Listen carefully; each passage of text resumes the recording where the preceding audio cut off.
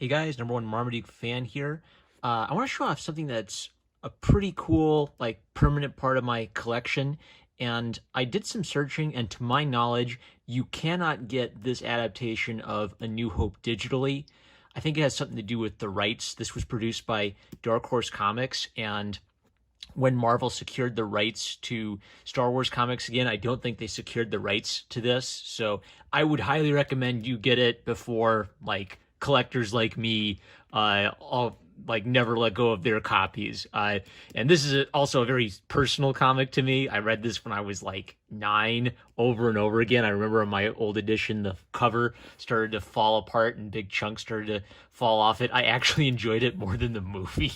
But this is my highest recommendation. These two are reprints of Marvel comics adapting these two movies. So if you have the Marvel comics in another collection, I don't know, you might not want the. I want the complete set because look, they look so cool next to each other by Tim and Greg Hildebrandt. So since A New Hope is the hardest one to get, that's going to be the focus of this review. So it's A New Hope. It's one of the most iconic movies of all time. People have memorized every line, right? So I'm not going to focus on the story of A New Hope. What I would like to focus more specifically, I'm going to use these guys to reduce the glare. What I want to do is focus more specifically. That made it worse. You never know what you're going to find out on these iPhone reviews. All right, what I'm going to focus on more specifically is what makes it a good comic adaptation. Because this, for me, is kind of perfect comics because it's before a lot of the conventions of 2000 comics that I hate started sneaking their way into comics. You know, people experiment and try new things, but it also has kind of like the best aspects of 90s comics where they were experimental with the compositions. They actually cared in the story. I'm going to read you the story of how the Dark Horse Comics adaptation of A New Hope came to be, because that's kind of an interesting story in itself. But basically, my overall theme is the compositions of this are inventive and fun and considered without being needlessly experimental. And I guess the simple art rule for this would be it's always fine to experiment with your art, but never let the experiment, especially if it's like a popular story or something, never let that experiment distract people from enjoying the story and getting into the art, or else it just becomes too self-referential and meta. I think I'm going to share my thoughts on the art first, and then I'll talk a little bit more about like the creative staff and the history behind it. So but one little personal story. I remember reading this line as a kid where the stormtrooper says, "She'll be all right. Inform Lord Vader. We have a prisoner." And I read it super dramatic in my head. And then I watched the movie and thought, oh, that seems not as dramatic as I thought it would.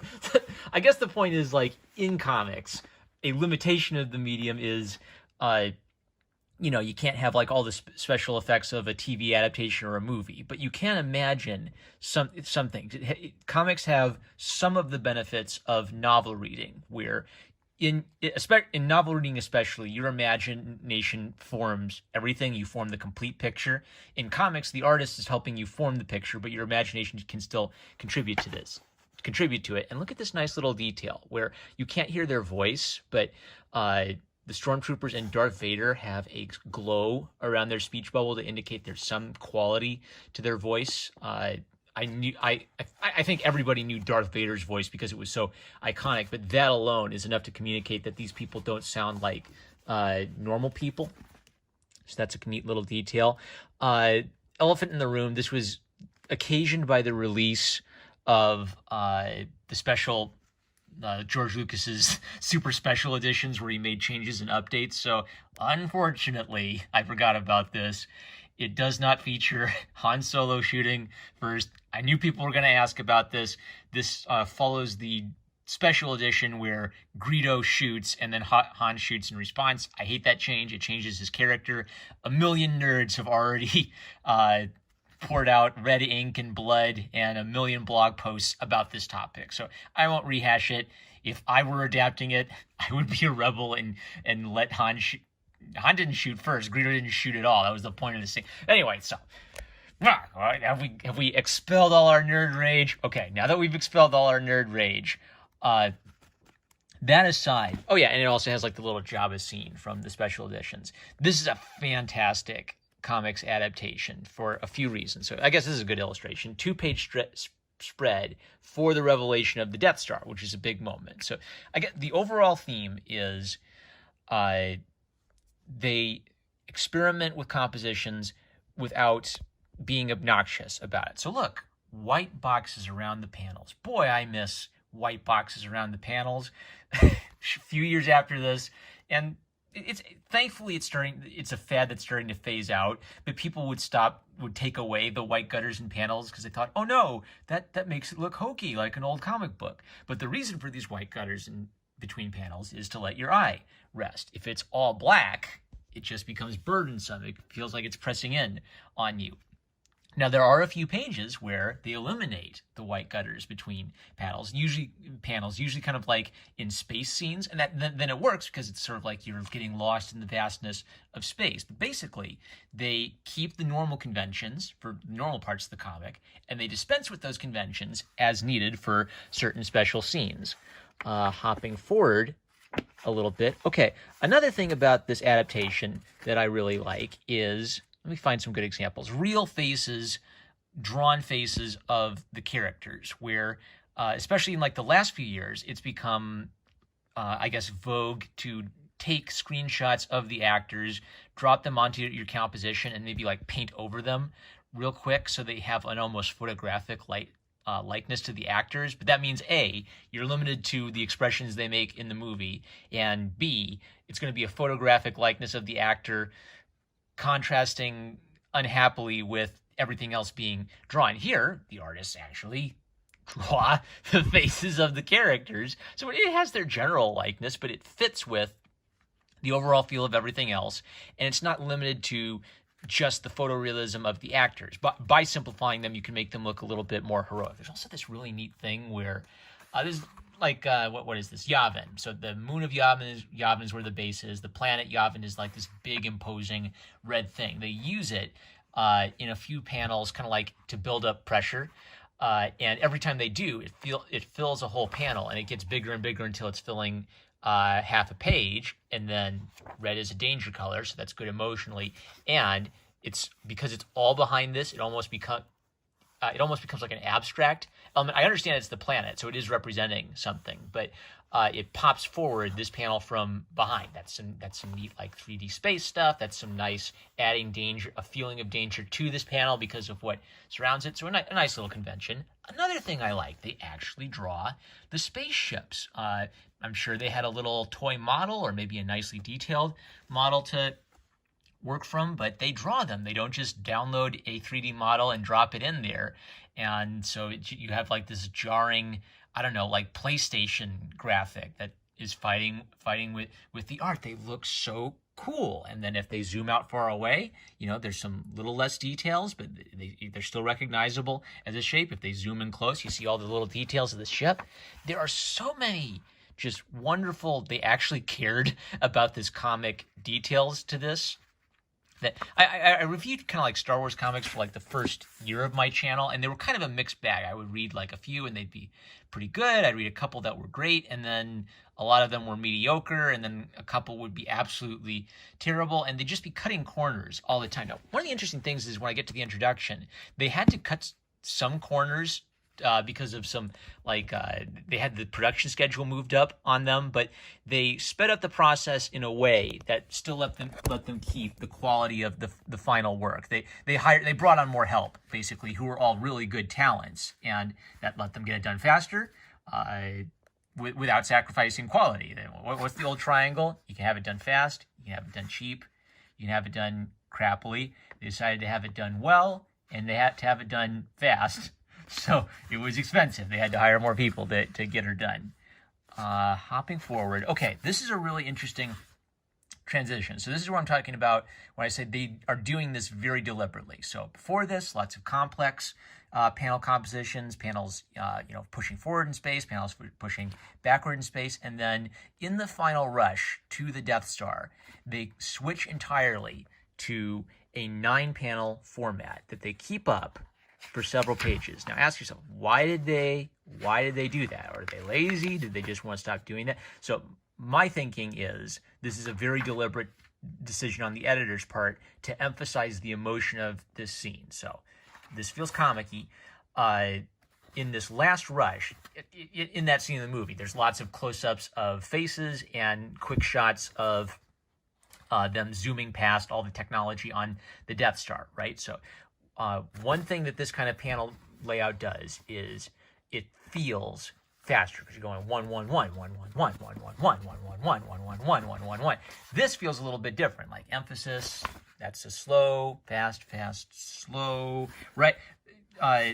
Having all these big sizes makes you kind of like step back and appreciate the whole page, and then kind of like zoom in and all the details. When you get to this, you can tell it's like, especially after reading a book like this the whole time, this feels like a sudden switch, and you start getting into that rhythm faster and faster and faster. So it keeps going, and they retain that for all of these pages until the Death Star blows up, and then they fill 3/4 of a page with it. That is ingenious. So that means that, wouldn't you know it, just when I got to the Death Star, my phone blew up. We're back. All right. That was actually my final thought on the comic art itself.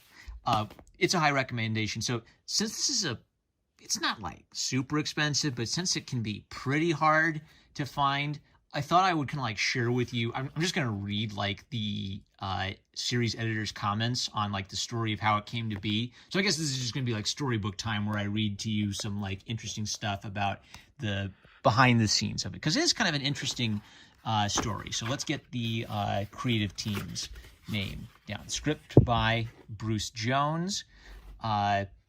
Script, he follows closely A New Hope. I'll also add that they abridge it slightly, so a couple, classic lines get trimmed out. But when I thought about the abridgments, I thought, yeah, it makes sense. Tighten up those spots a little bit to make it fit for your page count. So props for that. Pencils by Eduardo Barreto, who formerly was working on the Aliens franchise comics before working on these guys.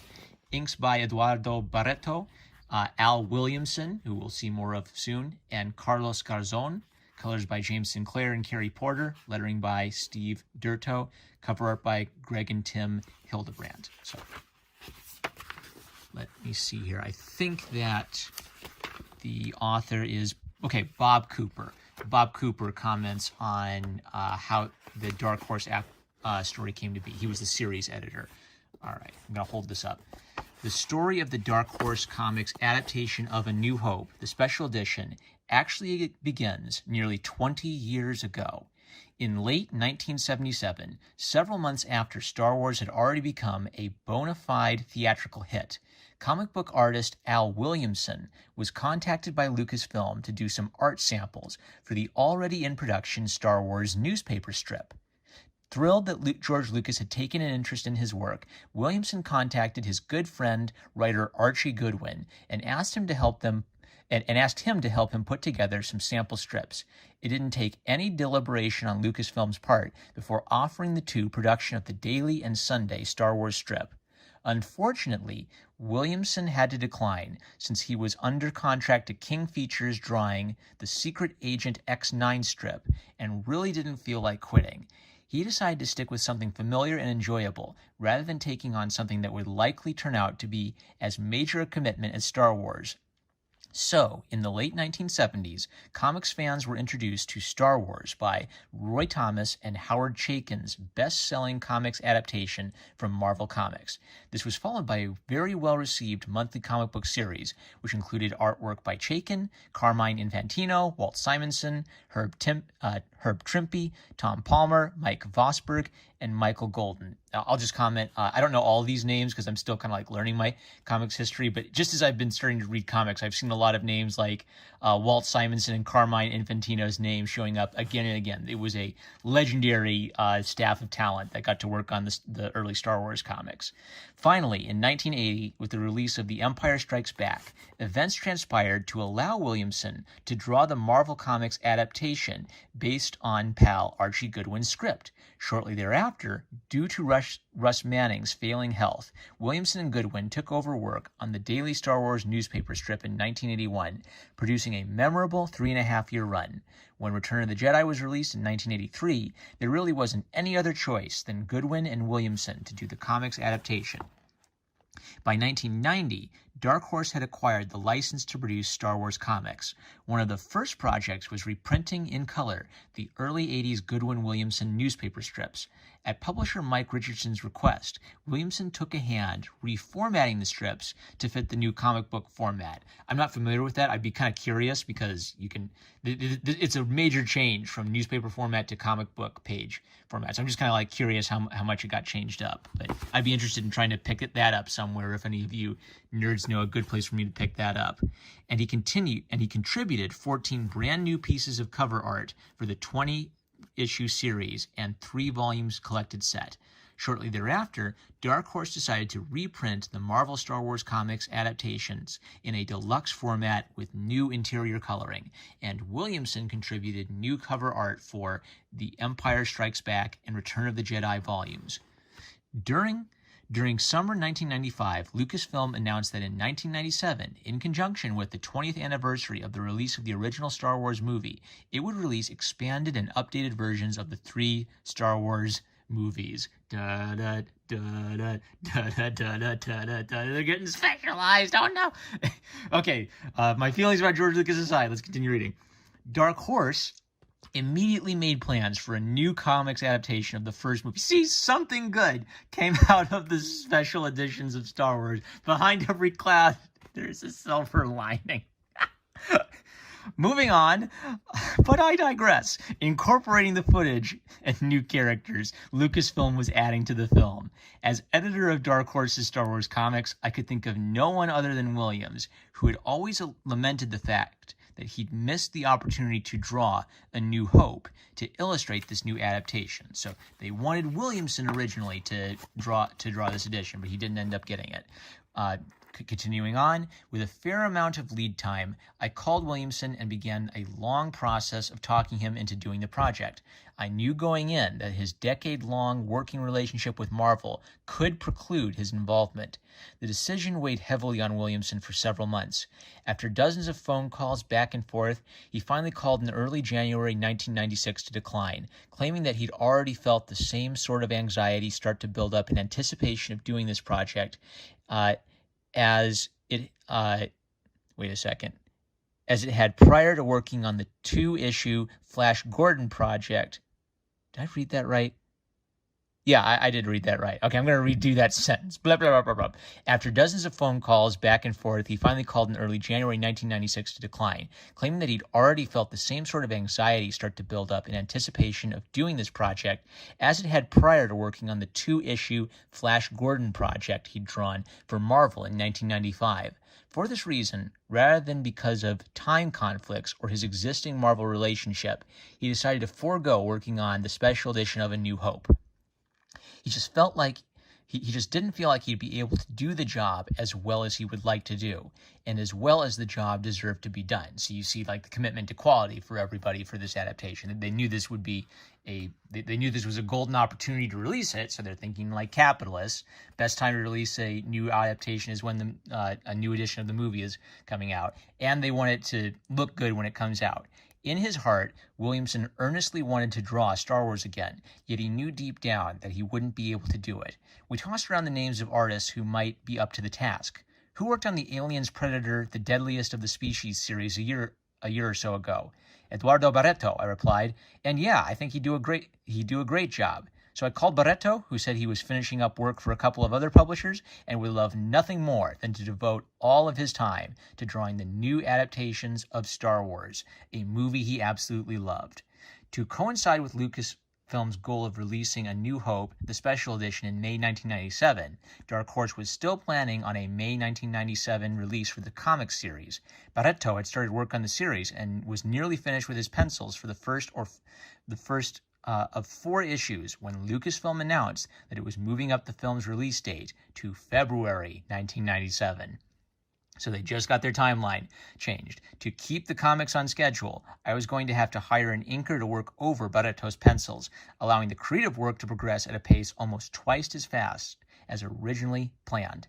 Enter Al Williamson, stage right. And this time it worked. Schedules dovetailed perfectly, and Al was absolutely committed to the opportunity to contribute inks over Barretto's pencils to finally complete his personal cycle of work on the Star Wars trilogy. And when Lucasfilm moved up the release date yet again to January, it became necessary to ask Williamson's longtime friend and collaborator, Carlos Garzón, to help with the inking for issues 3 and 4 of the series. It was becoming more and more like Old Home Week, as Garzón had worked with Williamson on the Marvel adaptations of The Empire Strikes Back and Return of the Jedi. Now, one thing I want to comment here is they worked really hard because they wanted to get Williamson involved on this project because they knew comic readers who were really passionate about Williamson's art would like to see Williamson involved in kind of like the missing first part of the comics trilogy. Hopefully, the readers will be just as happy as I am with the results. The classical artistry Al Williamson brings to the project, the sterling script adaptation by Bruce Jones, the gorgeously detailed penciling wizardry of Eduardo Barretto, Dave Dorman's amazing set of interlocking covers for the comic book series, and Tim and Greg Hildebrandt's stunning cover for this volume, lettering by Steve Dutroux, who's by far the most efficient, precise, and talented letterer with whom I've ever had the pleasure of working, and of course, the rich palettes of colorists James Sinclair and Carrie Porter. Enjoy. And on the color, I will comment that I really like how it follows the comics convention of simple coloring, but there's a little bit of airbrushing, just like a dash here and there. It's not overstated. So fantastic. I want to hop back actually and show you these gorgeous covers. So these are Dorman's interlocking covers. I gotta get the glare out of the way. That is gorgeous, very filmic. And then one emphasizing the dark side as well. So that must be issue 1, 2, 3, and 4. Fantastic. You know what? I'm just going to go for broke. I'm going to read the creative team profiles too, because this is just one of my all-time favorite comics. I just kind of want to like shine a light on the creatives who contributed to it.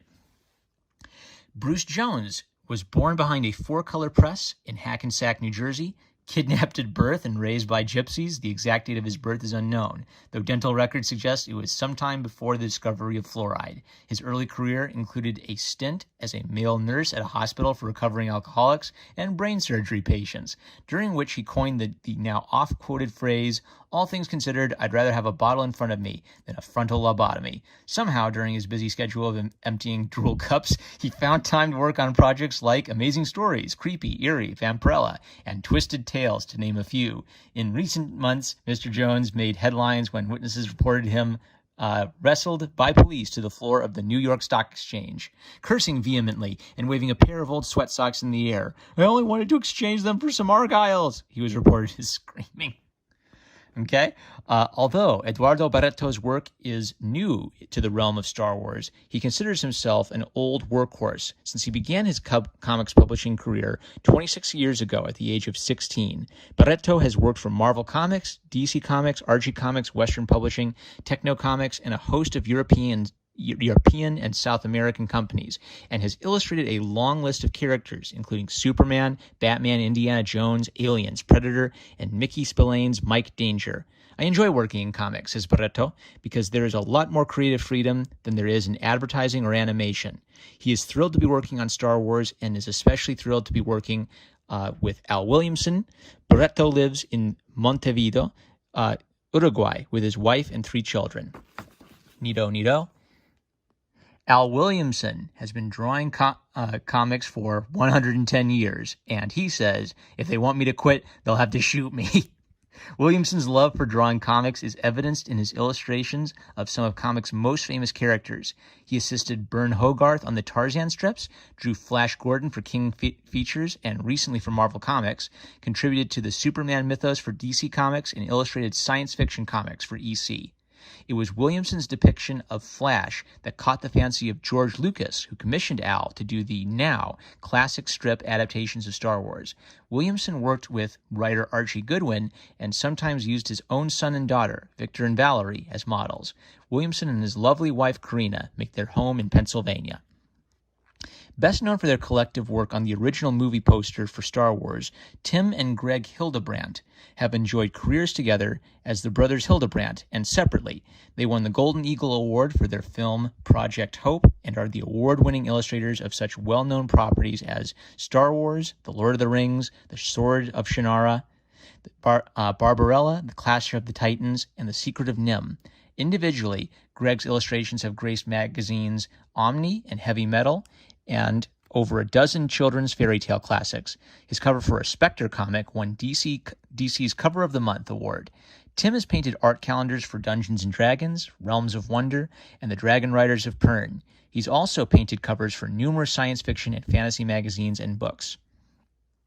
Dave Dorman is an Eisner Award-winning illustrator, best known for his photorealistic renderings of action and fantasy subjects on such titles as Batman for DC Comics, the Indiana Jones and Star Wars series for Dark Horse, and Aliens Tribes, an illustrated novel also for Dark Horse. His mass market book covers include the best-selling series Young Jedi Knights, Aliens, Lone Wolf, Surfing Samurai Robots, and many others.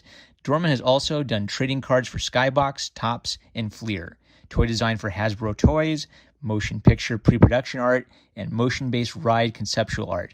Dorman's captivating cover art from the A New Hope comic book series is featured on the following pages. If you look closely, you will see that the covers are actually 4 separate quadrants of a single painting. Now that I missed. I want to look at that again. I think that could work. Let's see. Would they line up? I guess that could line up there. I'm not sure. I don't think they line up perfectly, come to think of it. But it is fantastic work. All right. One of the all-time must-haves in my personal collection, one of my all-time highest recommendations for your personal collection. I don't think you can get it digitally, gang. I think you have to enjoy this one in the physical edition. I will review The Empire Strikes Back and Return of the Jedi. Those are reprints, I think, of older Marvel comics, so those might also be available digitally and in other collections, but I think this is a fine way to collect the 3 of them. All right. Nice long video. I'm a Marvel fan. I love you guys. I'm going to bed. Catch you later.